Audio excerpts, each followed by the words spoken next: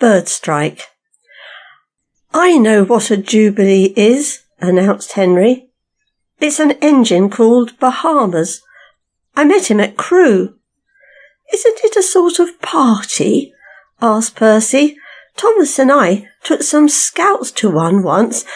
"That was a jamboree," put in Thomas with a chuckle. "Oh, was it?"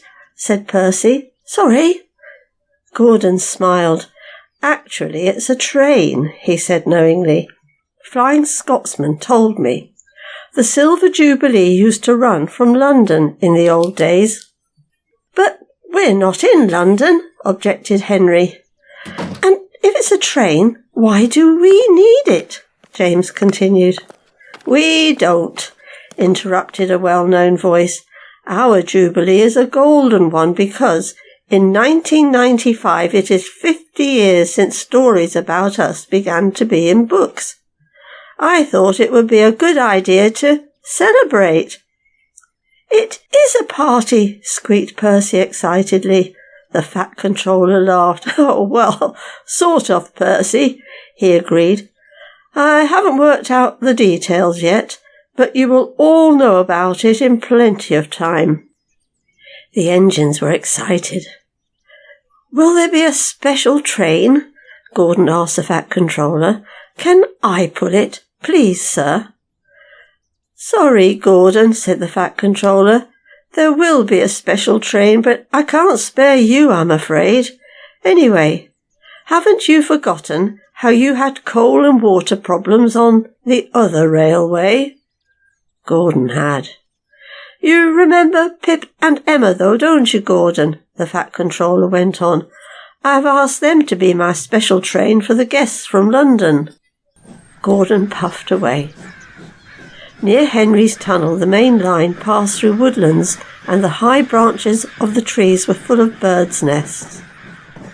Often great flocks of birds circled above the railway, and sometimes Gordon had noticed them feeding in the fields nearby. Today, the birds were much closer to the railway than usual. "Boop, boop," whistled Gordon as he approached a farm crossing.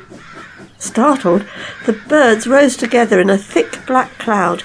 They swooped across the line in front of the train. One bird, larger than the others, had been perched on a gatepost beside the line. It flew so close to Gordon that its wings almost brushed his nose. As it did so, there was a bump, and Gordon felt his brakes come on. "Why are we stopping?" Gordon asked his driver. "Perhaps someone has pulled the emergency brake," said the driver. "Don't worry, the guard will come and tell us in a minute." But the guard had no idea what was wrong. "There must be a leak in the brake pipe," said the fireman.